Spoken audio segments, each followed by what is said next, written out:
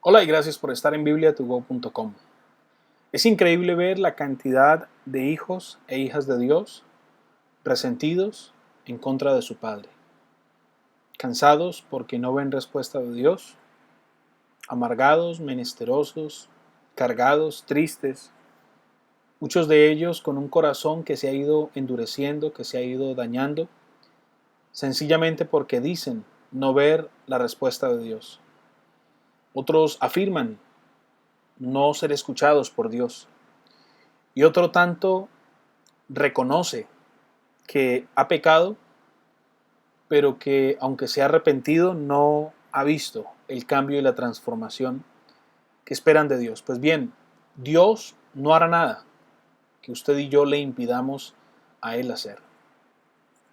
La obra más grande que Dios tenía que hacer, la hizo hace 2000 años en la cruz, a través de su Hijo Jesucristo, cuando Él voluntariamente entregó su vida, luego de haberse despojado de su divina persona, de vivir en el reino eterno de los cielos, de compartir a la diestra permanente del Padre, se despojó de su divinidad, se hizo hombre, murió, y no solamente murió, sino que murió como el peor de los malditos en una cruz, cargando sobre su espalda, sobre sus hombros, el peso del pecado, la consecuencia del pecado, derrotando así la naturaleza pecaminosa que nos separaba a nosotros, a usted y a mí, de vivir y experimentar el eterno y profundo amor de Dios. Un amor que fue expresado en el huerto del Edén, cuando quiso Dios crear al hombre a su imagen, a su semejanza, para mostrar a él su perfección, haciéndole administrador, no dueño de toda la obra creada, pero que lastimosamente en un acto de su voluntad, esta voluntad que está en el alma, el hombre se limitó solamente a vivir bajo sus parámetros, bajo sus deseos, a cerrar la puerta a Dios y a decirle a Dios, tú manda en el cielo, que yo mando aquí en la tierra. Por eso la experiencia del apóstol Pablo a nosotros nos enseña tanto. No solamente Cristo murió en una cruz por amor a usted y a mí. No solamente fue el amor que tuvo Él por nosotros lo que lo mató y lo llevó a sacrificarse a sí mismo, para llevarnos a usted y a mí a entender que el problema de Dios no es la muerte, el problema de Dios es la vida. Él está profundamente interesado en conquistar nuestra vida para Él. Y así lo demostró en la experiencia del apóstol Pablo. Pablo, que antes se llamaba Saulo, era tal vez un hombre reconocido socialmente, instruido, enseñado, formado, alfabetizado seguramente en ciencias, en letras, en política, en humanidades. Era un hombre que perseguía sus convicciones, que creía firmemente que lo que estaba haciendo estaba bien, como muchos lo hacen hoy. Pero lastimosamente este hombre pues no pertenecía a las filas de Cristo. De hecho, él no conoció a Cristo en persona, sino hasta el momento en que Jesús mismo un día se le presenta. Iba Saulo camino a Damasco, seguramente a perseguir, a encarcelar y a llevar a muchos cristianos, aquellos que se hacían cristianos todos los días en esa iglesia del primer siglo. Y camino a Damasco, este hombre tuvo un encuentro personal con aquel a quien él perseguía. Saulo era un convencido de que perseguía a cristianos, pero luego entendió que él a quien realmente perseguía era a la persona misma de Jesús de Nazaret. Y Jesús mismo se le presenta, habla con Saulo. ¿Sabe cuánto duró la conversión de Saulo? Lo que duró la caída. Yo no sé si Saulo iba montado en un caballo, en un camello, en un elefante, no tengo ni idea. Pero lo que sí sé es que la narración que nos hace Saulo es supremamente clara. Dice la Biblia en Hechos, capítulo 26, verso 14, y habiendo caído todos en tierra, oí una voz que me hablaba y decía en lengua hebrea, Saulo, Saulo, ¿por qué me persigues? Dura cosa te es dar coces contra el aguijón.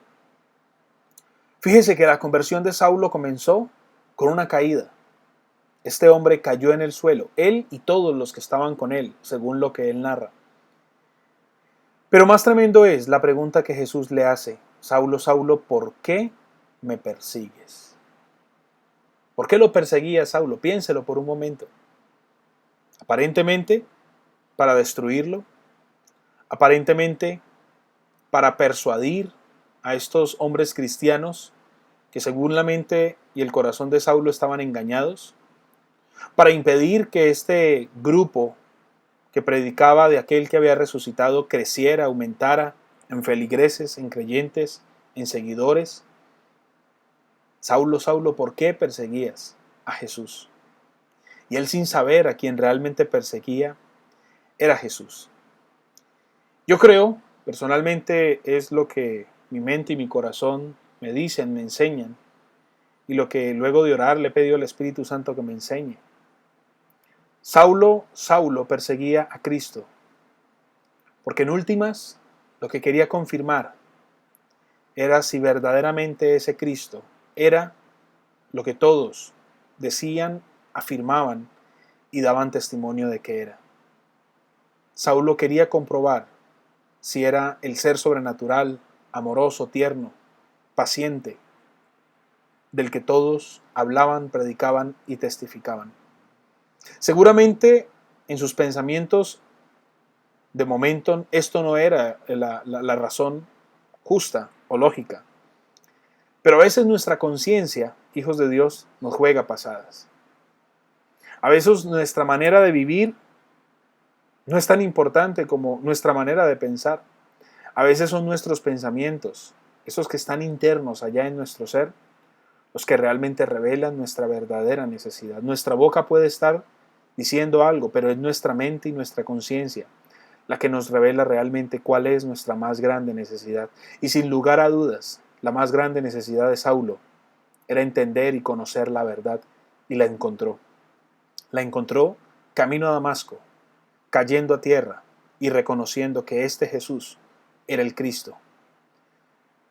Este hombre había estado resistiendo la evidencia.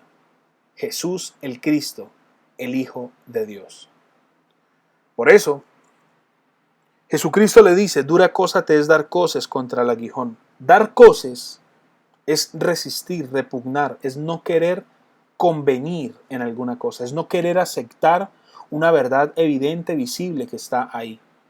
Hoy, la mitad del mundo da coces contra esta verdad evidente de que solo Jesucristo hace a un hombre y a una mujer nuevo.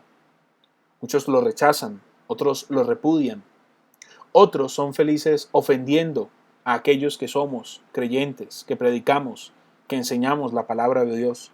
Nos dicen tontos, ridículos, estúpidos. Estos hombres y estas mujeres finalmente lo que están haciendo es dar coces contra el aguijón.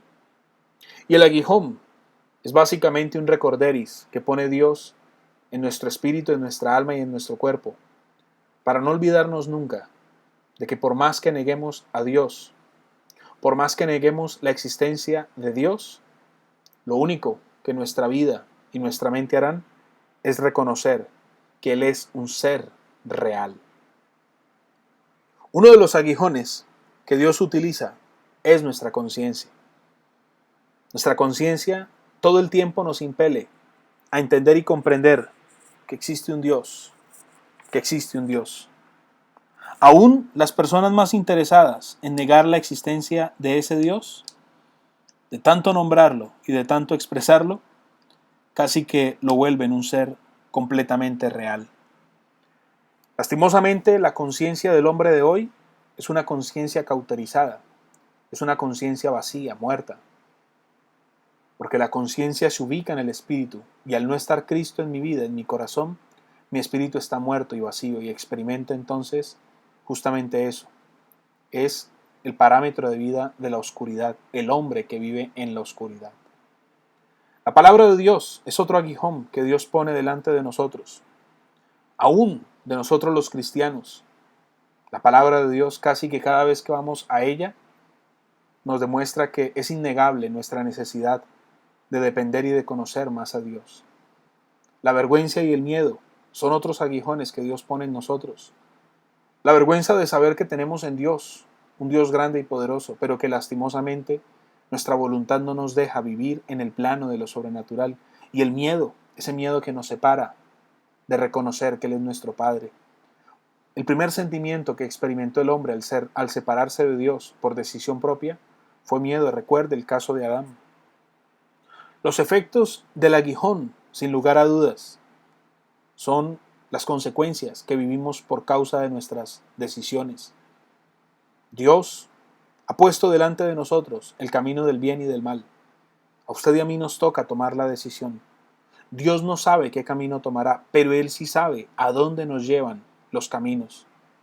Por eso es tan importante que usted y yo todos los días reconozcamos cuál es nuestra verdadera causa. Podemos estar en una carrera desesperada como lo estuvo Saulo, tratando de hallar una verdad que a lo mejor ya está ahí, que está activa para nosotros, pero que sencillamente no hemos querido aceptar.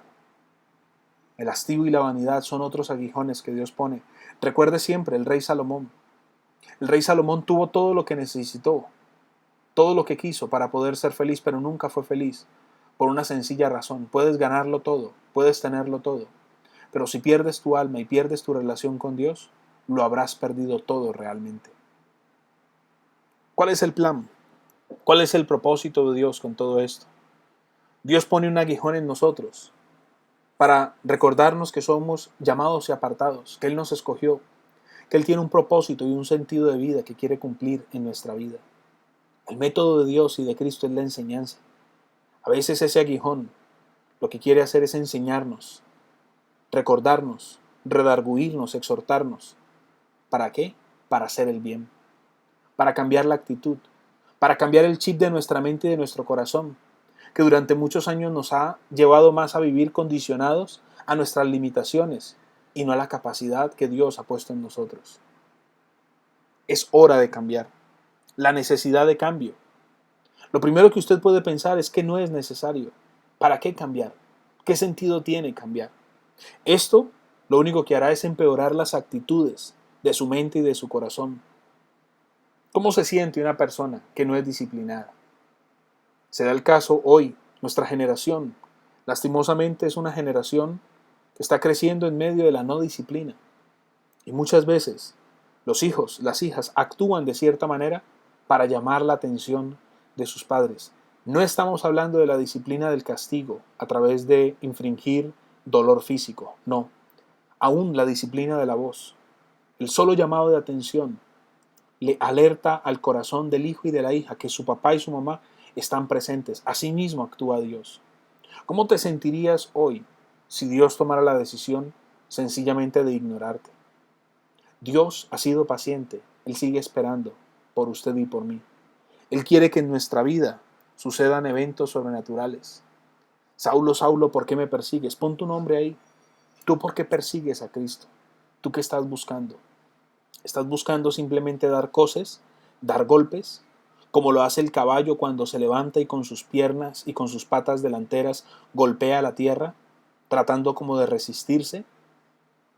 Por eso entonces el carretero tiene el aguijón, el látigo, para recordarles a los bueyes por dónde deben caminar, por dónde deben ir. No es que tú seas un buey, ni yo tampoco, no ese es el sentido del ejemplo, sino que Dios pone delante de nosotros y aún en nuestro cuerpo, en nuestro alma, aguijones, para recordarnos que siempre debemos poner nuestra mirada en las cosas de arriba y no en las de la tierra. Bendiciones, suscríbete a nuestro canal de YouTube, comienza tu curso de formación aquí, en esta flecha roja, en este cajón azul, da clic para comenzar ahora mismo. Muchas bendiciones, entra a bibliatugo.com, fórmate, capacítate, aprende todos los planes y propósitos que Dios tiene para tu vida, deja que Dios haga ese trabajo que tú a lo mejor no has podido hacer. Dios quiere hacer de ti la persona más feliz y más realizada. Bendiciones y hasta pronto.